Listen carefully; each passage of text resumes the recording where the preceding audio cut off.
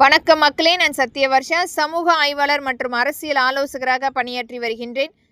இளைய சமுதாயம் மட்டுமே மக்களின் பிரதிநிதியாக சட்டமன்றத்தில் அமர்ந்து பேசுவதற்குரிய பங்களிப்பை ஏற்படுத்த வேண்டும். இது என்னுடைய கருத்தாக நான் இங்கே பதிவிடுகின்றேன்.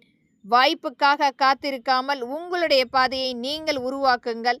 என்றைக்குமே இளைய சமுதாயம் மட்டுமே அடுத்த கட்டத்துக்கு நகர்ந்து செல்வதற்குரிய வாய்ப்பை ஏற்படுத்துவார்கள்.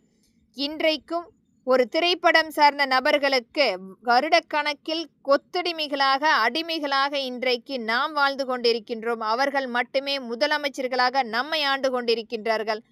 ஒரு பல வேடம் தரித்த ஒரு கூத்தாடி நபர்களுக்கு நாம் அடிமைப்பட்டு வருடம் கணக்கில் நாம் இன்றைக்கு காத்து கொண்டிருக்கிறோம் நம்முடைய வாய்ப்புக்காக. ஆனால் அவர்கள் பல வேடம் தரித்து இன்றைக்கும் அரசியல் வேடம் என்ற ஒரு மிகப்பெரிய ஒரு ஆளுமையை கையில் எடுத்து விளம்பரப்படுத்தி இன்றைக்கு ஆட்சி அமைப்பை ஏற்படுத்த வேண்டும், அந்த நபர்களை கொண்டு ஆட்சி அமைக்கப்பட வேண்டும் என்று நினைத்து கொண்டிருக்கும் அனைவருக்குமே இளைய சமுதாயம், உங்களுடைய சமூகத்தை நீங்கள் உங்களுடைய பாதையை ஏற்படுத்துங்கள்.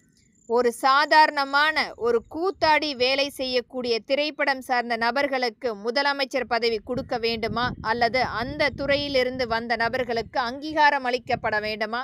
ஒரு சாதாரணமான உங்களுடைய விவசாயம் சார்ந்த தொழிலோ அல்லது ஒரு சாக்கடை அள்ளக்கூடிய நபர்களுடைய மகனோ மகளோ யாராவது ஒரு நபர் அந்த முதலமைச்சர் பதவியில் அமர வேண்டுமா என்று நீங்கள் அங்கீகாரம் கொடுக்கப்பட வேண்டும். இன்றைக்கும் நம்மளுடைய தமிழ்நாடு மிகப்பெரிய ஒரு கடன் சுமையால் இன்றைக்கு ஒரு அடுத்த கட்டத்துக்கு எடுத்து செல்வதற்குரிய ஒரு நிலை இல்லாமல் மிகப்பெரிய மத்திய அரசினால் ஒடுக்குமுறை ஒரு மிகப்பெரிய சான்றாக ஒவ்வொரு ஊடகங்கள் வாயிலாக பதிவிட்டு கொண்டிருந்தாலும் இனி வரும் காலங்களில் நம்மளுடைய மாநில உரிமையை கண்டிப்பாக காப்போம்.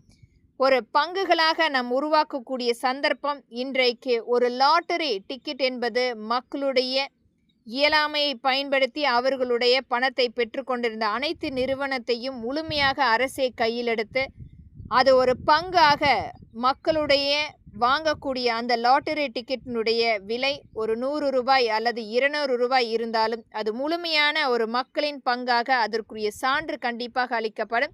அவர்களுக்குரிய பரிசும் கண்டிப்பாக ஏற்படுத்தி தரப்படும், எந்த ஒரு மாறுதல் இல்லாமல். ஆனால் மறுபக்கம் அவர்கள் வாங்கக்கூடிய அந்த விலை என்பது அவர்களுடைய பங்காக 10 ஆண்டுகளில் இரட்டிப்பு லாபம் அல்லது 3 மடங்காக அவர்களுடைய வீட்டுக்கு கொடுக்கக்கூடிய ஒரு நல்ல திட்டமாக அங்கீகரிக்கப்படும். இது கண்டிப்பாக நம்மளுடைய அரசிடம் இதை பற்றி பரிந்துரைக்கப்படும். இது மக்களின் நலனுக்காகவும் நம்மளுடைய மாநில